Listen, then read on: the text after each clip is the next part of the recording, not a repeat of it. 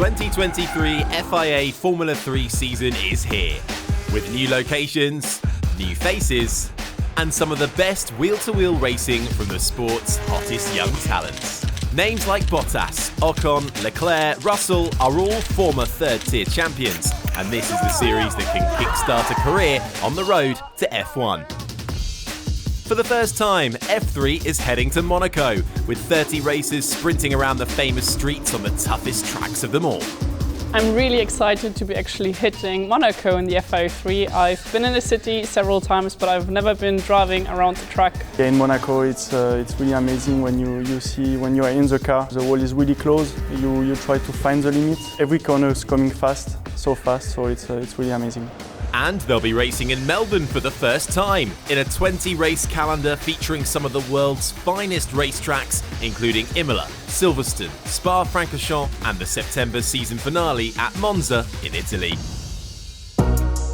As well as multiple GP3 drivers, the modern era of Formula 3 has seen many graduates to F1. 2019 race winner Yuki Tsunoda and 2020 title rivals Logan Sargent and Oscar Piastri will all be on the grid this year at the pinnacle of motorsport. And the next generation of hopefuls include many already affiliated with F1 Academies.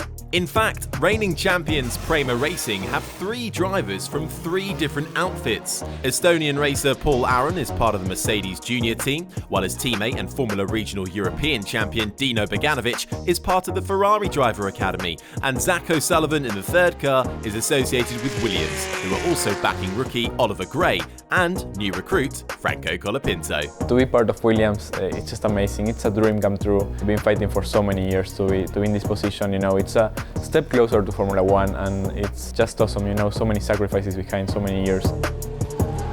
Trident have signed Gabriele Bortoleto and 2022 Euro Formula Open champion Oliver Goethe alongside Leonardo Fonorali. ART Grand Prix replaced departing champion Victor Martins with reigning Spanish F4 winner Nicolas Zolov, former British F3 champion Kalen Frederick, and Gregoire Saucy. The 23-year-old Swiss driver was fastest of all at pre-season testing. Mari Boyer, Johnny Edgar and Colapinto complete MP Motorsports lineup, while High-Tech Pulse 8 have signed Sebastian Montoya, son of F1 and IndyCar legend Juan Pablo, to race alongside Gabriele Mini. I think my mindset is just to learn. This is a category where I think it's very important to get up to speed, and it's very important to always be learning, be kind of like a sponge, just absorbing everything around you and understanding it as well. I think the main goal is just focus on myself and make sure I can maximize throughout the whole year. Van Amersfoort Racing have signed Kaya Collette, Tommy Smith and Rafael Villa-Gomez, while Roden Carlin's lineup features Oliver Gray, Hunter Yaney and Ido Cohen. Campos Racing give a full-time F3 seat to the bubbly Christian Mansell, racing alongside Hugh Barter, vice-champion in both the Spanish and French 2022 F4 series.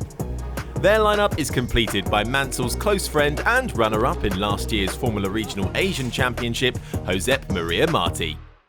My goal for this season, I'm obviously aiming to be able to fight for the championship, and especially after how last year ended, we had a lot of really good pace in Monza. Obviously we finally got my first points. I'm going to just carry on building that momentum.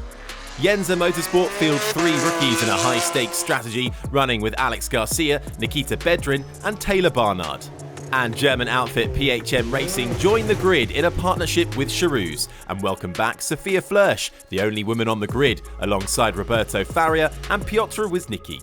I'm actually doing motorsports since nearly 20 years now, and I think there has been so many great things happening in my career so far. Doing F4, doing FIA3, I'm getting several points or also podiums in Formula 4, but then also being able to say that I've already participated in Le Mans for 3 times is, I think, pretty decent.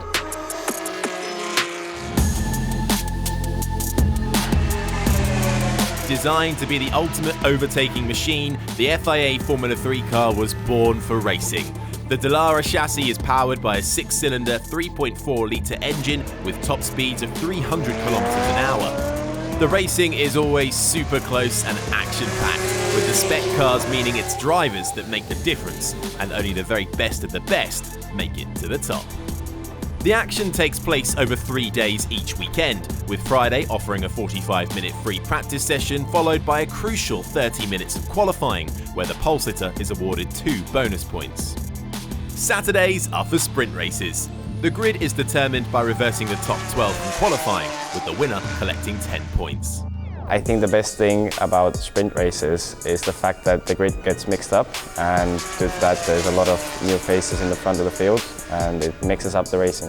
But more points are on offer in Sunday's feature race, where the grid is set by Friday's original qualifying order and follows the same point system as Formula 1, with 25 for the winner and just 1 for finishing P10.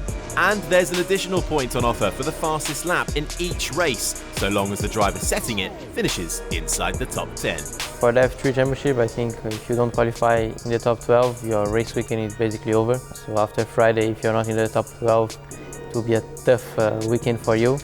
There's no time for tyre and pit strategy either, with no mandatory pit stops in Formula 3 and only 1 compound of dry Pirelli tyres available each weekend. This sport is all about pure driving speed. So there you have it, you're up to speed with everything Formula 3. It's time for the teams to prepare the cars, drivers to rev their engines, and for the 2023 season to hit the track.